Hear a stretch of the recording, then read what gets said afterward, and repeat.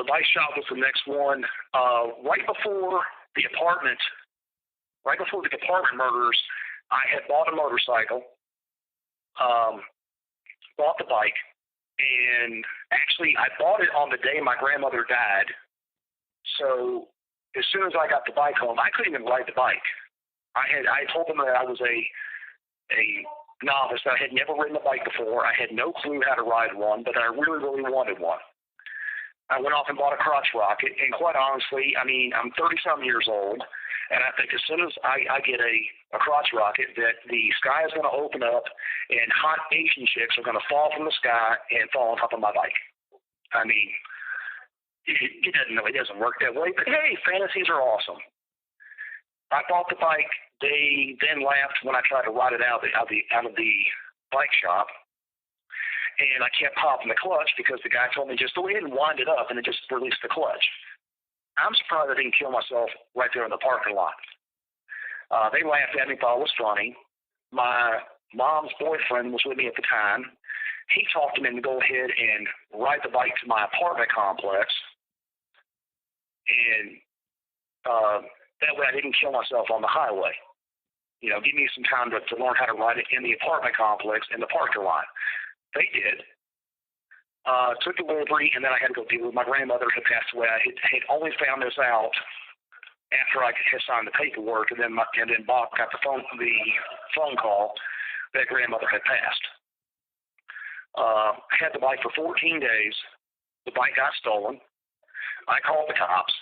Cops came out, and the officer's attitude towards me, and I'm usually pro-law enforcement. For me being in prison and all this, I'm not anti-law enforcement. I'm the one who screwed up. I'm not mad at them. But this officer decided to tell me that it's a shame that the motorcycle had been stolen, that he hadn't had time to give me a ticket yet. Yeah, thanks, buddy. I really appreciate the thought. Some officers are good. That one was not. It happens.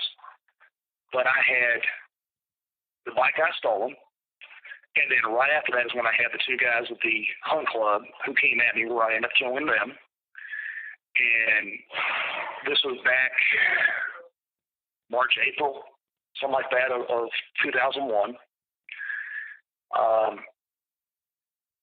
I was going to Greenville Tech, taking classes, trying to figure out where I was going to go. I was taking the class because it was cheaper to take them there than go to USC Upstate, which is where I transferred to the next year. But I would go out to the bike shop, and I had heard that they were running a chop shop. I went all over the place. When my bike got stolen, I was pissed, and then I had these two guys, the situation that happened there. I was irate. Didn't even carry a gun at that time. I'm running around trying to find out what's going on, who took my bike. I'm pissed.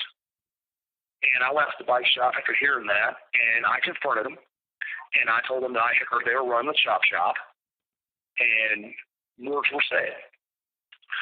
All they had to do is look at me and go, do you see your bike?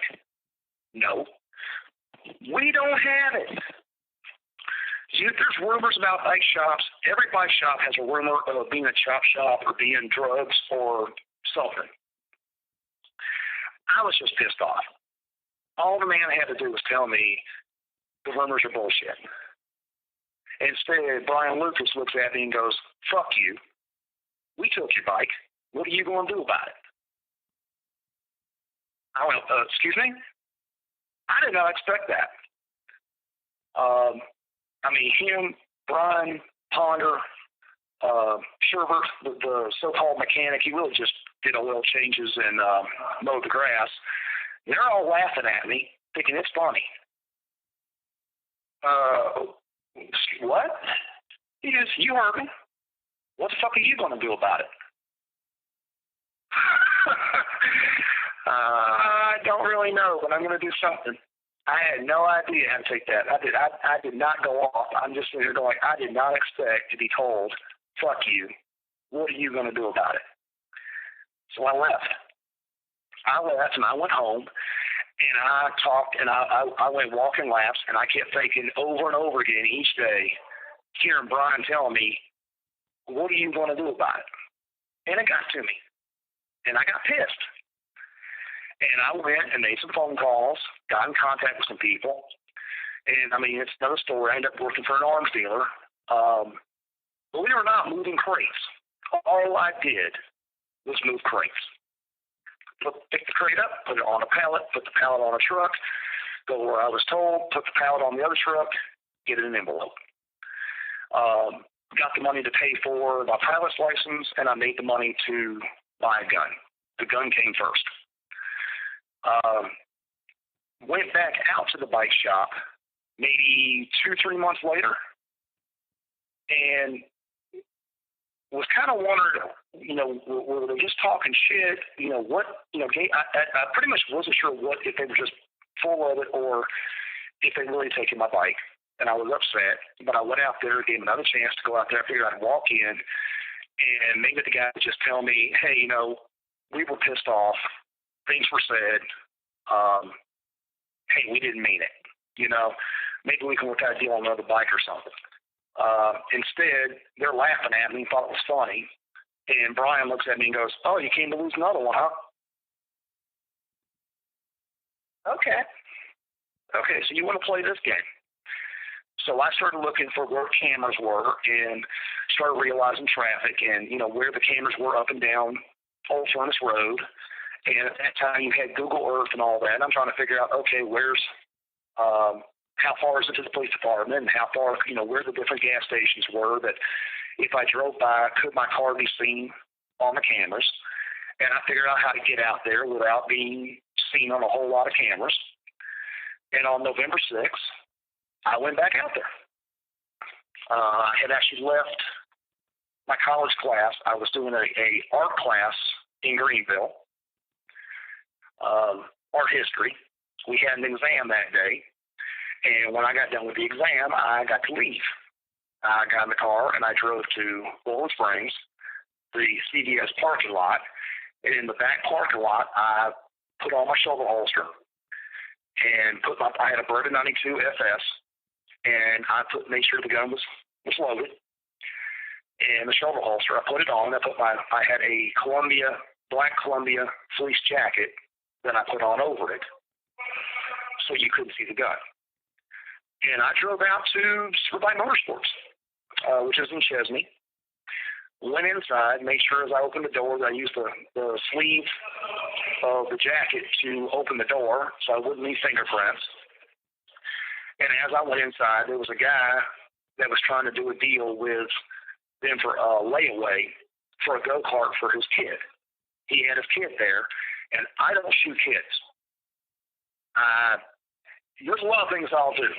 I had no problem shooting everybody in that store, but I'm not shooting a kid. So I went right past him, and I went to the back showroom, and I sat on I think it was a Kawasaki Katana, black Katana, and I sat on the bike and waited until the guy left with his kid. I didn't even know the mom was even in the building. I guess she had come in while I was in the back and went to the bathroom. I never knew she was even there. So as soon as the guy left and I could hear him leaving, a few minutes later I told them that I would go ahead and take the motorcycle, that I would buy it. They thought it was real funny. I'm going to buy another bike. And they told Sherbert, the mechanic, to come get it, to take it to the back room, to go ahead and do the service on it, put the gas in it, put the oil in it, and they would have the paperwork for me in a few minutes. He went to the back there with the bike. I stood around for a few minutes, and then I went ahead and went through the back door and went into the garage section where the bike was being prepared, and pulled the gun out, walked up behind Sherbert, and put 2 rounds in him. So I shot him over the bike because he was on the left-hand side working on the bike doing the oil change. So shot him, turned, kind of thought, oh shit, okay, it's really on because I just shot somebody. So, I mean, it's definitely, we're in contact now. And I made a right turn and went through the door to go towards the front showroom.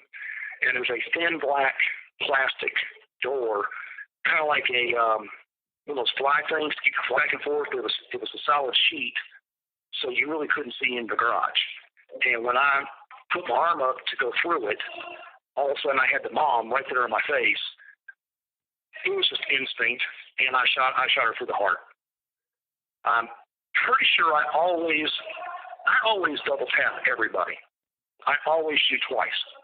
So I have to assume the second round went between her side and her arm, and I missed. And that was one of out of 18 rounds fired that day, I missed 4 rounds. I only missed 4 times. I'm almost positive I missed her on the second round. Shot her in the heart. She dropped.